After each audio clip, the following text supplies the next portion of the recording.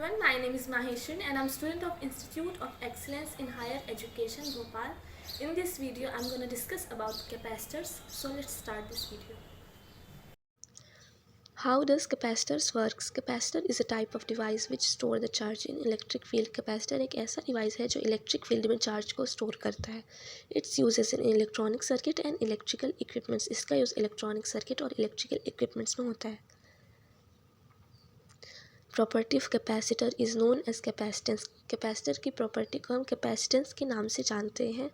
C equal to Q upon V, जहाँ C capacitance, Q charge और V potential है.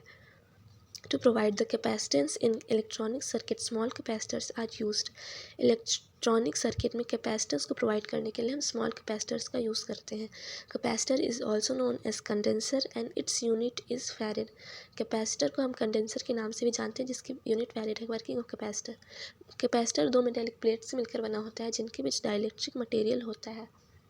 जब हम बैटरी के पॉजिटिव साइड को कैपेसिटर के एक मेटेलिक प्लेट से जोड़ते हैं तो वहाँ पॉजिटिव चार्जेस उत्पन्न हो जाते हैं, और जब बैटरी के नेगेटिव साइड को प्लेट के दूसरे साइड जोड़ते हैं तो वहाँ नेगेटिव चार्जेस उत्पन्न हो जाते हैं. ये नेगेटिव और पॉजिटिव चार्जेस इलेक्ट्रोस्टैटिक फोर्स की वजह से अट्रैक्ट होते हैं, जिनकी वजह से इन प्लेटों में स्पेसेस बच जाती हैं. इसलिए पॉजिटिव चार्जेस वाले प्लेट में पॉजिटिव आयंस और नेगेटिव चार्जेस वाले प्लेट में नेगेटिव आयंस उत्पन्न हो जाते हैं. इसलिए जब हम किसी लोड को कैपेसिटर से जोड़ते हैं तो कैपेसिटर अपने मेटेलिक प्लेट पर उसकी एनर्जी को स्टोर कर लेता है. This capacitor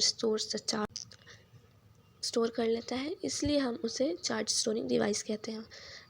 different type of capacitors. Capacitors बहुत प्रकार के होते हैं, जैसे पेपर कैपेसिटर.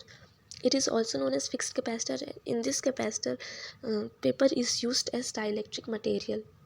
इस कैपेसिटर में paper as a dielectric material use होता है, इसलिए हम इसे पेपर कैपेसिटर के नाम से जानते हैं. Mica capacitor. In this capacitor as a dielectric medium mica is used. इसलिए इसे हम माइका कैपेसिटर के नाम से जानते हैं क्योंकि इसमें डाइलेक्ट्रिक मटेरियल माइका यूज़ होता है. Ceramic capacitor. In this capacitor ceramic is used as dielectric medium and it is also known as fixed value capacitor. यह एक फिक्स्ड वैल्यू कैपेसिटर है. इसमें ceramic as a dielectric medium use होता है, इसलिए इसे सिरेमिक कैपेसिटर कहते हैं. Variable capacitor.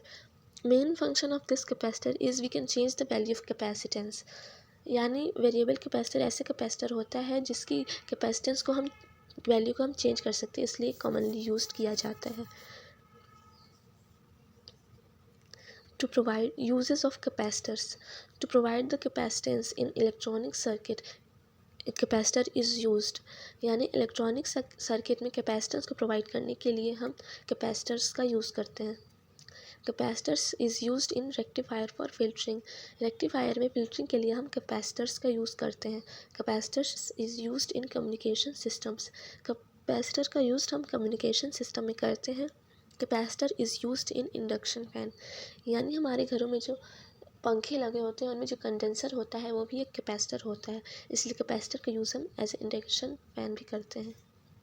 Principle of capacitor समझने के लिए हम यहाँ प्लेट ए लेते हैं. जब हम इस प्लेट को प्लस क्यू चार्ज देते हैं तो ये पूरे सरफेस पर डिस्ट्रीब्यूट हो जाता है. चार्ज क्यू, पोटेंशियल वी और capacitance C equal to Q upon we.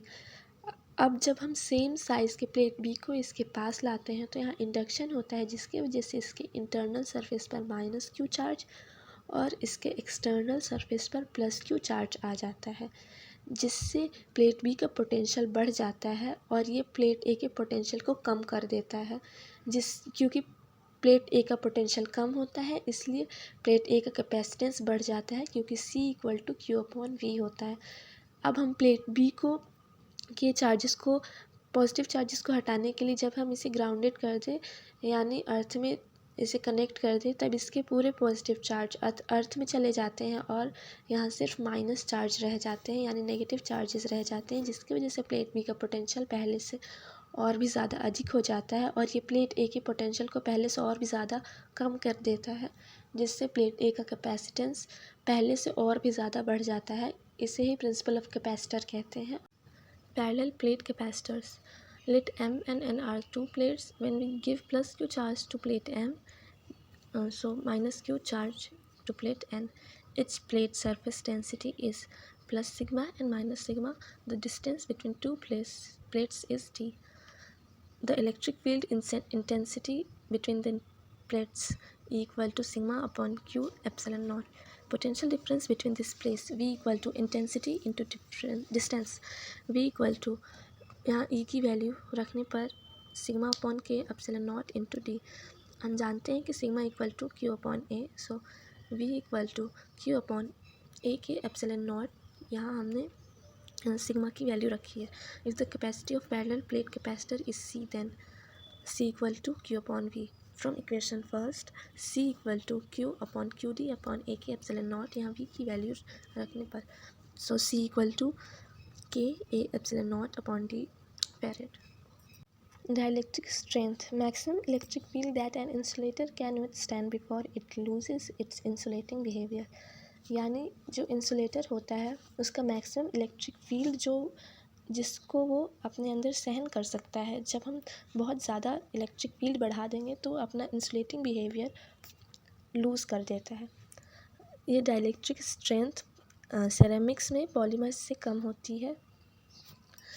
Dielectric breakdown, avalanche breakdown or carrier multiplication. Factors affecting capacitance. So there are three factors that determine the value of capacitance. First, the surface area of the plates. The larger the area, the greater the capacitance. यानी surface area उसका जितना बड़ा होगा उसकी capacitance की value उतनी बड़ी होगी. The spacing between the plates.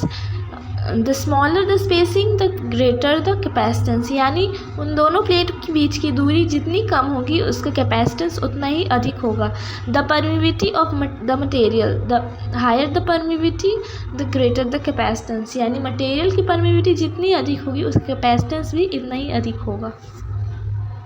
Energy stored in capacitor is electrical potential energy. Energy stored in capacitor is mostly expressed by work done by a battery. So work done by a battery, इसलिए dW equal to V into dQ. इस equation first का name देते हैं. By definition of capacitance we know that Q equal to CV. So V equal to Q upon C. Equation first में V की value रखने पर dW equal to Q upon C into dQ. dW equal to Q upon C into dQ. अब हम इसका integration करते हैं zero और क्यू की लिमिट में, इसलिए W equal to Q upon C into D Q. Zero और क्यू की लिमिट में integration. W equal to 1 upon C. Zero into Q की लिमिट में क्यू इंटू डी क्यू का इंटीग्रेशन. यहाँ कांस्टेंट C कांस्टेंट है इसलिए 1 अपॉन सी बाहर आ गया है. W equal to 1 upon C Q1 plus 1 upon 1 plus 1. Zero और क्यू की लिमिट में 1 upon C Q square upon 2. Zero and Q की लिमिट में integration. 1 upon W equal to 1 upon 2C Q square. Zero और Q की limit में W equal to 1 upon TC 2C Q square. यहाँ ये जो लिमिट हटेगा इसलिए 1 upon 2C Q square minus zero. इसलिए W equal to 1 upon 2C Q square. W equal to 1 upon 2 into Q square upon C. This is energy stored in capacitor. दो capacitors C1 और C2 दिए हुए हैं जो series में जुड़े हुए हैं. यहाँ बैटरी लगी हुई है V और ये V पोटेंशियल है. जब हम बैटरी को कैपेसिटर 1 से जोड़ते हैं तो वहाँ एक्सटर्नल सरफेस पर प्लस क्यू और उसके इंटरनल सरफेस पर माइनस क्यू चार्ज आ जाता है. और जब हम C2 से जोड़ते हैं तो उसके एक्सटर्नल सरफेस पर प्लस क्यू और इंटरनल सरफेस पर माइनस क्यू चार्ज आ जाते हैं. यहाँ पोटेंशियल V1 और V2 उत्पन्न हो जाते हैं. So the resultant voltage V equal to V1 plus V2. अब हम कैपेसिटर्स, क्योंकि हम जानते हैं Q इक्वल टू CV इसलिए V equal to Q upon C. और कैपेसिटर 1 के लिए V1 equal to Q upon C1 और कैपेसिटर 2 के लिए V2 equal to Q upon C2. अब हम इक्विवेलेंट कैपेसिटर के लिए निकालेंगे तो V equal to Q upon C equivalent. अब हम इनका मान we equal to V1 plus V2 में रखेंगे तो Q upon C equivalent equal to Q upon C1 plus Q upon C2। यहाँ Q कॉमन आ जाएगा, इसलिए 1 upon C equivalent equal to 1 upon C1 plus 1 upon C2। यही series combination है capacitors के लिए। Let the two capacitors are connected in parallel, जिसकी capacitance C1 और C2 है। जब हम इसे प्लस Q चार्ज देते हैं तो ये डिपार्ट हो जाता है Q1 और Q2 में, और इसका पोटेंशियल भी सेम रह जाता है। तो total charge Q equal to Q1 plus Q2। We know that Q equal to CV, इसलिए Q1 equal to C1V and Q2 equal to C2V। अब हम इक्विवेलेंट कैपेसिटर के लिए Q इक्विवेलेंट V। अब हम इसकी वैल्यू को Q equal to Q1 plus Q2 में रख देंगे। So C equivalent V equal to C1V plus C2V। So this is parallel combination of capacitors.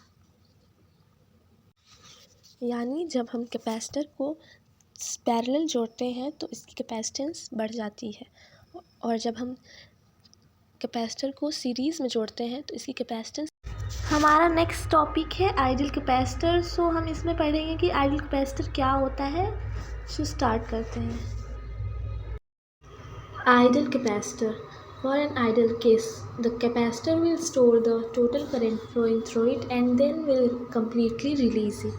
यानी जो आइडियल कैपेसिटर होता है उसके आइडियल केस के लिए जो कैपेसिटर होता है वो जो टोटल करंट फ्लो हो रहा है उसको पूरा स्टोर कर लेता है और फिर उसे कम्प्लीटली रिलीज़ भी कर देता है। और also in an ideal case the capacitor will not allow any amount of direct current through it and will allow the total alternating current. यानी जो आइडियल केस में जो कैपेसिटर होता है वो एक भी अमाउंट डायरेक्ट करंट को फ्लो नहीं करने देता, और ये जो पूरा करंट होता है वो अल्टरनेटिंग करंट होता है जो फ्लो हो रहा होता है। Also for an electronic device to be an ideal situation the device should not offer any resistance to the inflowing current in the circuit. So for an electronic device के लिए जो आइडियल सिचुएशन होती है वो ये होती है कि जो भी डिवाइस है वो एक भी रेजिस्टेंस ऑफर ना करता हो, यानी उसका रेजिस्टेंस ज़ीरो हो और वो अपने अंदर पूरे करंट को फ्लो करने देता हो। In total, we can say that an ideal capacitor which stores the total current flowing through it and then will completely release it. Also, it will not allow any amount of direct current through it and will allow the total alternating current. An ideal capacitor is a purely reactive device and offers no resistance, or in the other words, it has no resistive active effect. Also, it is not affected by the change in temperature in the surrounding.